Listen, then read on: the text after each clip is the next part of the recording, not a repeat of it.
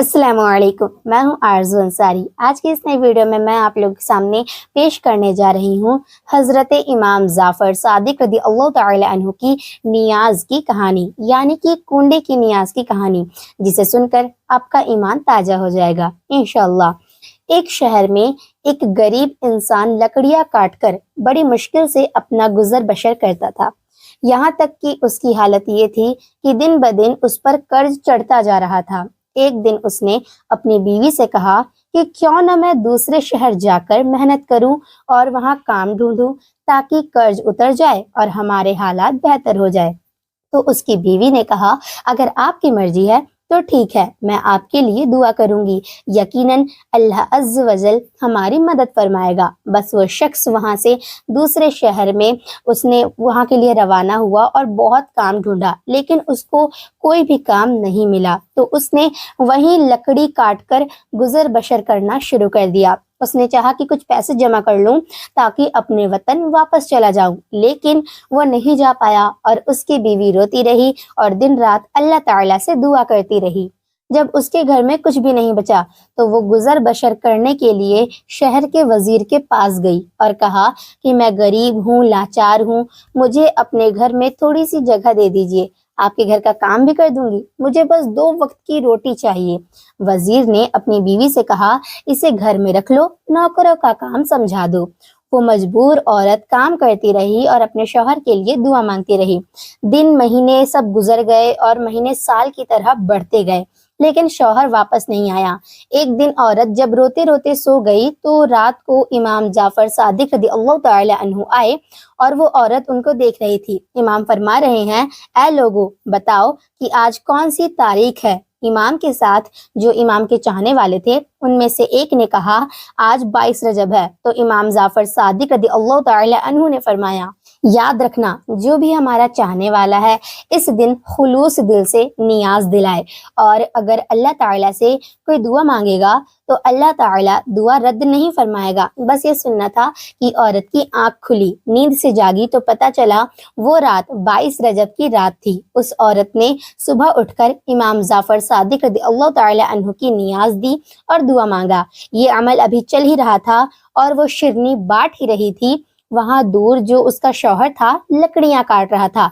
लकड़ी काटते काटते एक मर्तबा कुल्हाड़ी जब उसने दरख्त पर मारा तो जैसे ही दरख्त पर मारा दरख्त गिरा तो उसकी जड़ों में खजाना छुपा हुआ था। वो खजाना देखकर वो खुश हुआ और अल्लाह ताला का शुक्र अदा किया। शुक्र अदा करके वो खजाना लेकर वापस घर लौट आया। अपनी बीवी को लेकर एक शानदार महल बनवाया और दोनों खुश रहने लगे।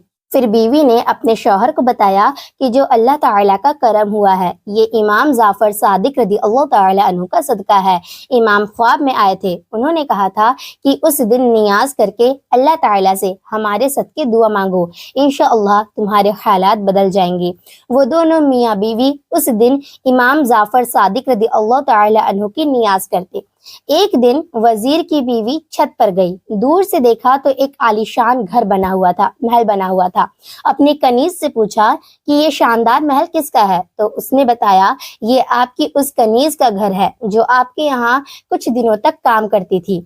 उसने कहा, ये इतना बड़ा महल उसने कैसे बना लिया, जाओ उसको बुला कर लाओ। कनीज जाती है, उस औरत को बुला कर ले आती है। वो औरत इमाम का पूरा वाकया उसको सुनाती है, नियाज के ख्वाब को खुलूस दिल से वजीर की बीवी को बताती है। इमाम जाफर सादिक रज़ी अल्लाह ताला अन्हु ने फरमाया था कि उस तारीख को नियाज करो। मैंने दिल से नजरो नियाज की और अल्लाह ताला ने मुझे नवाज दिया। वो वजीर की बीवी दिल ही दिल में कहने लगी, इससे बड़ा झूठा मैंने आज तक नहीं देखा। यकीनन उसके शौहर ने कहीं से चोरी की होगी और उसके बाद मेरे सामने ये कहानियां बना रही है।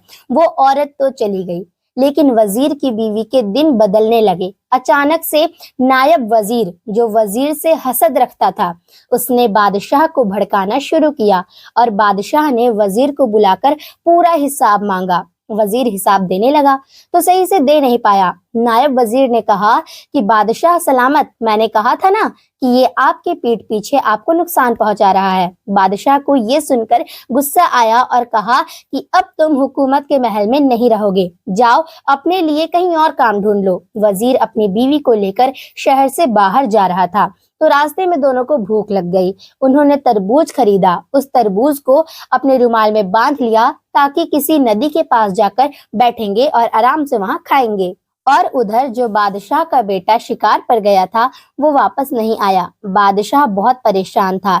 इतने में नायब वजीर आया और कहने लगा, बादशाह सलामत, मुझे लगता है कि उस वजीर ने आपके शहजादे को नुकसान पहुंचा दिया है। बादशाह को बहुत गुस्सा आया। बादशाह ने अपने सिपाही को बुला लिया और कहा, जहां भी वो वजीर मिले पकड़कर उसको ले आओ।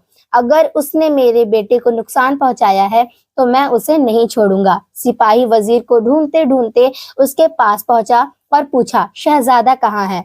तो उस वजीर ने कहा, मुझे क्या मालूम।